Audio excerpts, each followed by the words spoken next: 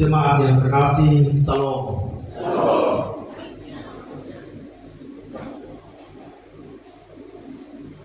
Bapak, Ibu, dan saudara-saudara yang terkasih dalam Kristus, membaca perikop kita hari ini, kira-kira posisi kita ada di mana? Apakah ada bersama dengan Sakeus, seseorang yang cukup tahu diri dalam keadaannya bahwa dia adalah pemungut cukai, di mana seorang pemungut cukai, profesi itu sebenarnya tidak kotor, tetapi oleh perbuatan dari para pemungut cukai yang mengambil pajak berkali-kali lipat, disitulah terjadinya sebuah permusuhan antara para pemungut cukai dengan orang-orang banyak, sehingga benar-benar Sakeus ini adalah sebuah keadaan menyenangkan pemerintah atau ada dalam permusuhan dengan semua orang. Ataukah kita ada sebagai orang banyak yang sebenarnya ada orang lain yang merindukan perjumpaan dengan Tuhan Yesus, tetapi rasa-rasanya kita juga bisa menjadi penghalang bagi orang lain untuk mengenal dan dekat dengan Kristus. Ataukah kalau kita bilang seperti Yesus, kayaknya terlalu sempurna ya. Kita lihat di dua sisi itu. Apakah kita menjadi Sakeus? Kita pernah menjadi Sakeus? Atau kita pernah menjadi orang banyak itu, atau saat ini juga sementara menjadi orang banyak itu yang menghalangi perjumpaan antara Yesus dengan Sakeus. Cerita Sakeus merupakan kisah bagaimana adanya sebuah kerinduan di dalam hati Sakeus yang terpaksa harus memanjat pohon. Sebenarnya kalau tidak ada orang banyak, rasa-rasanya Sakeus bisa melihat Yesus. Jadi bukan saja karena tubuhnya pendek, Bapak, tetapi rasa-rasanya faktor yang paling utama adalah ketika orang banyak menghalangi seluruh perjumpaan antara Yesus dengan Sakeus. Dan dalam seluruh kerumunan itu rasa-rasanya juga tidak ada seorang pun yang peka terhadap apa yang menjadi kerinduan dari Sakeus. Atau juga ada dalam pikiran bahwa Sakeus kayaknya tidak penting-penting amat juga. Biar kok ada lagi di situ, bagi orang banyak ini cuma gue pikirin. Apalagi jika ada potensi permusuhan di dalam hati mereka. Bagaimanapun juga, Sakeus adalah seorang petugas pajak dari Herodes, dari pemerintah yang berkuasa. Lebih baik abaikan dia. Karena petugas pajak dalam konteks Yahudi memalukan, pemeras rakyat, dan orang-orang seharusnya yang ada di strata yang seharusnya mengayomi. Tetapi rasa-rasanya mereka yang harus memeras seluruh rakyat itu. Dan pemungut cukai juga dianggap sebagai pekerjaan yang rendah. Namun demikian, ada yang menarik dari Sakeus. Kerinduannya untuk berjumpa dengan Yesus membuat ia mengabaikan seluruh penilaian-penilaian yang boleh ia terima. Sakeus tidak diam dalam stereotip yang dibangun oleh orang-orang pada saat itu bahwa kamu pemungut cukai, kamu adalah orang berdosa, kamu tidak layak untuk berjumpa dengan Yesus. Tetapi apa yang ia terima dalam seluruh perlakuan-perlakuan itu tidak menahan seluruh kerinduannya untuk berjumpa dengan Yesus. Bagi Sakeus, perjumpaan dengan Yesus adalah prioritas. Sama juga dengan semua orang pada saat itu. Tetapi kadang-kadang kita bisa menjadi Sakeus yang rindu untuk berjumpa dengan Tuhan, tetapi kita juga bisa menjadi orang banyak yang mengalami perjumpaan orang-orang dengan Tuhan. Bisa saja saya dan Papa Mama juga menjadi penghalang. Ketika orang lain ingin menatap Tuhan dalam keterangan iman, dalam seluruh perkataan dan perbuatan, bisa saja saya dan Papa Mama adalah penghalang dalam perjumpaan itu. Namun Sakeus tidak pendek akal ya. Tubuhnya boleh kecil mungil, tetapi pikirannya harus banyak. Tidak dibatasi oleh apapun, tidak diblok oleh apapun juga. Dia tidak berdiri di atas seluruh kebenaran atau kebenaran yang mengatakan saya ini sudah orang berdosa. Saya tidak mau lagi ke gereja karena saya ini orang yang paling berdosa di Malubara.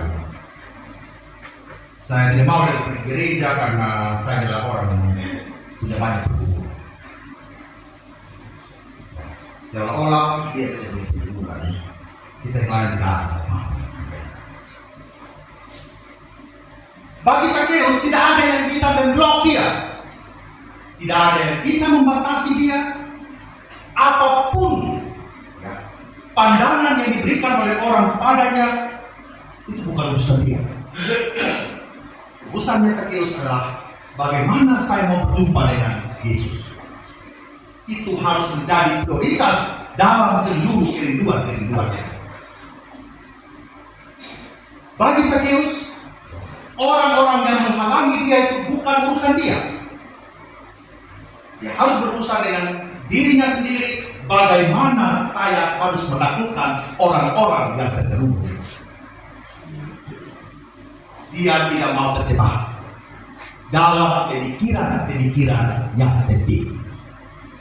Dia mau lebih terbuka dalam perjumpaan dengan Yesus. Dia tidak mau perjumpaan dengan Yesus ini terhalang oleh orang-orang yang ada di sekitar kehidupan dari Yesus yang berkerumun itu. Kelihatannya berkerumun, kelihatannya penuh, tetapi apakah juga mereka punya kerinduan untuk berjumpa dengan Yesus? Bapak Mama, kalau kampanye, semua orang ingin ketemu kandidat betul tidak Bapak? Semua orang ingin eksis dan foto bersama kandidat. Pasti. Jadi nanti kalau saya maju anggota dewan Bapak Mama, terbesar foto toh. Saya foto memang sekarang ya. Tinggal gitu ya. Orang berkumpul di sana, ingin eksis gitu ya, dengan para kandidat dan lain sebagainya. Bagi Sakeus, dia harus meniadakan penghalang-penghalang. Naik ke atas pohon adalah pilihan dia. Berusaha adalah pilihan dari Sakeus. Dia tidak mau tinggal diam di dalam seluruh pemikiran, bahkan dalam seluruh realita yang ada. Bagi dia naik pohon ini penting. Supaya apa? Supaya saya bisa melihat Yesus.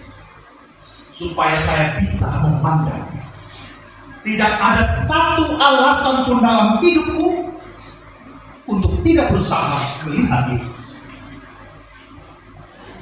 Apa Mama? Suatu kerinduan yang tak terbendung. Pertanyaannya adalah, apakah saya dan Papa Mama juga punya kerinduan untuk selalu memandang Yesus dan mau berjumpa dengan Yesus?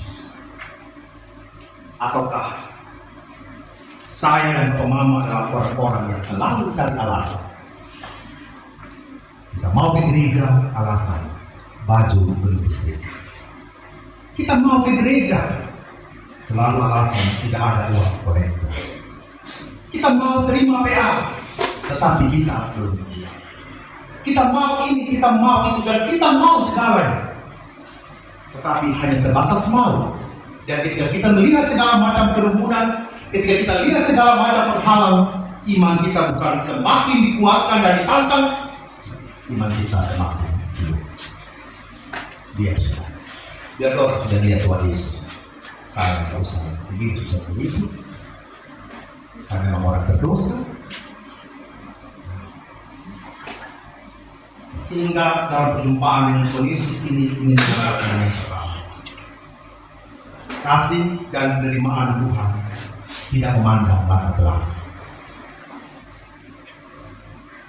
Aku harus menumpang di rumah. Kasih dan penerimaan Tuhan tidak memandang siapa saya dan Bapak Mama. Tuhan menerima dan mengasihi kita, tidak peduli apapun kesalahan yang pernah kita lakukan, apapun kelemahan yang kita lakukan.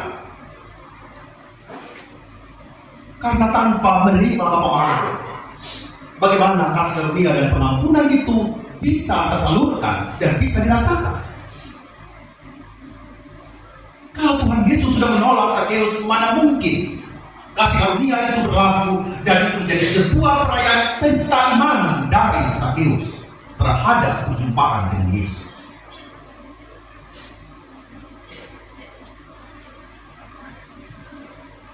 Penerimaan Yesus rasa-rasanya jauh cukup dari apapun juga.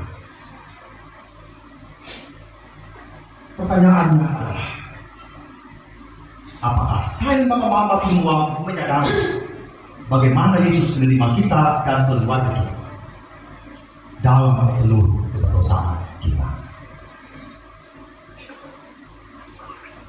Jika hari ini saya dan Bapak Mama selalu menggunakan berbagai alasan untuk tidak datang memandang Yesus, hari ini kita harus berubah.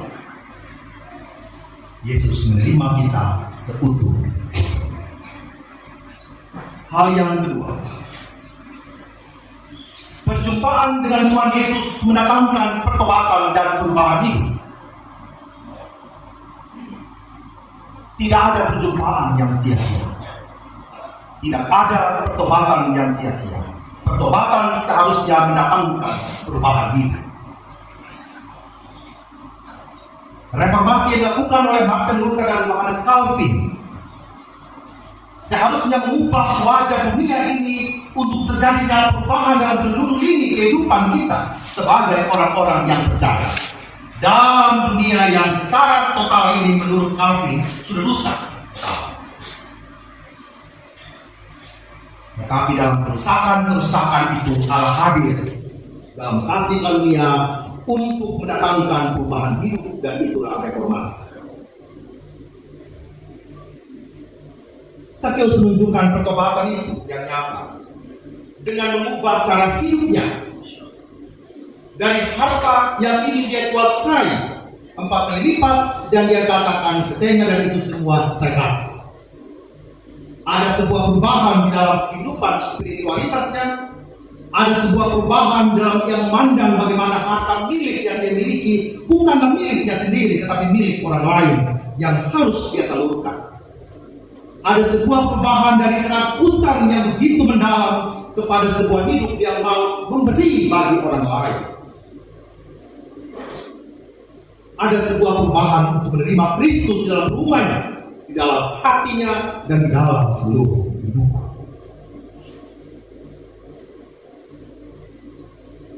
Hal yang ketiga, kasih dapat mengubah hati. Kasih dan penerimaan Yesus dapat mengubah hati dan hidup seseorang, membuat mereka ingin hidup dengan cara yang lebih baik. Bapak Ibu, kasih Kristus yang mendatangkan perubahan dalam hati kita.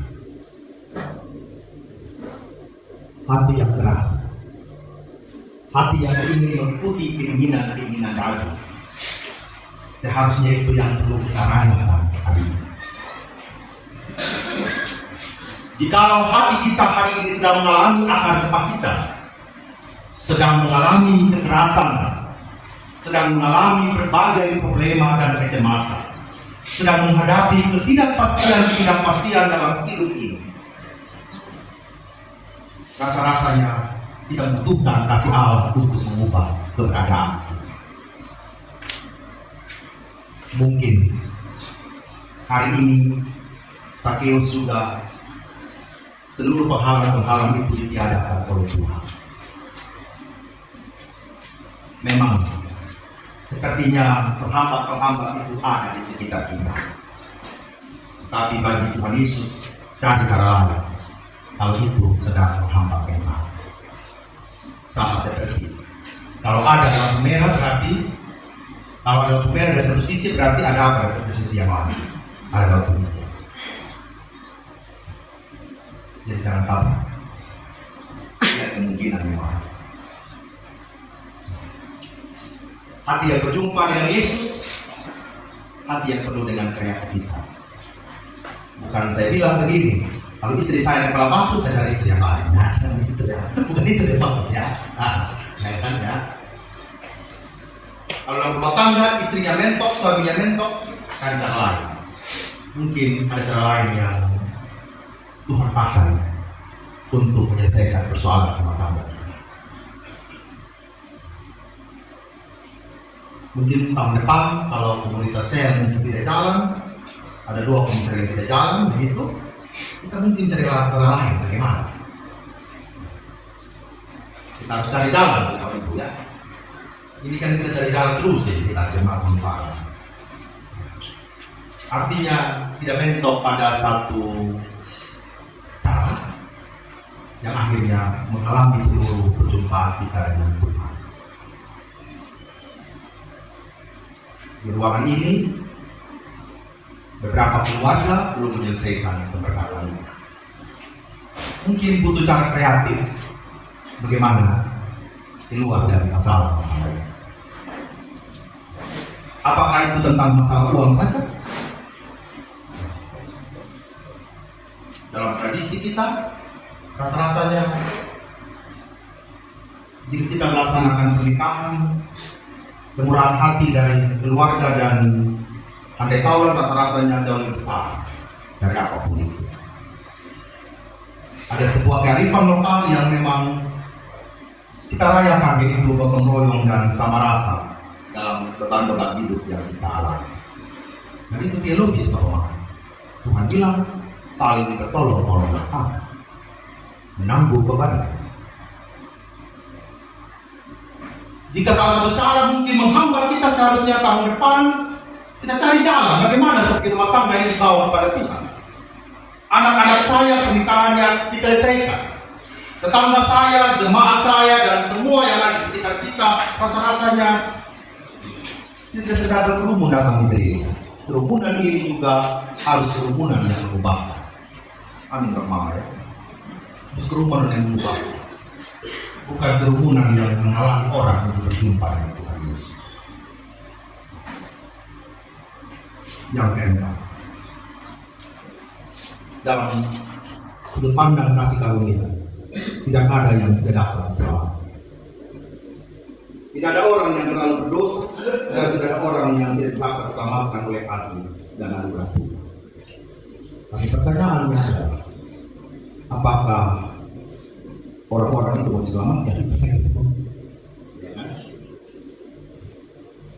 Kita sudah tenggelam, ada kayu yang ada di samping kita bilang Tuhan tidak tolong saya. Padahal mungkin kayu itu adalah yang Tuhan pasti tolong kita. Datang lagi perahu dan kita lihat hanya perahu saja, maka tolong kita bisa tidak mau. Yang kita rindukan mungkin adalah perahu yang besar yang tolong kita. Contohnya perahu besar melewat dan tolong. Mama, kerinduan untuk kita memandang Yesus, rasa-rasanya juga direspon oleh Yesus dengan sangat baik.